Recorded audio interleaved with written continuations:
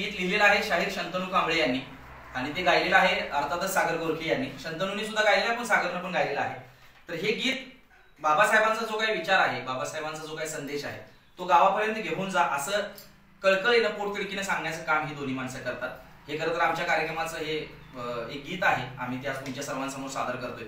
या दोघांची ह्या खरं तर गाण्याच्या पाठीमागे फार मेहनत आहे आणि त्यांच्या ह्या फार मेहनतीनं आम्ही हे खरं तर आपल्यासमोर सादर करतोय. आय होप तुम्हाला सर्वांना आवडेल. आणि शाहीर शंतनू काय म्हणतोय ऐकूया.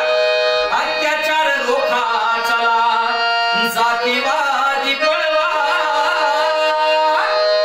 अत्याचार रोखा चला, जातीवादी पळवा, आणि हो सांगावा भीमाचा,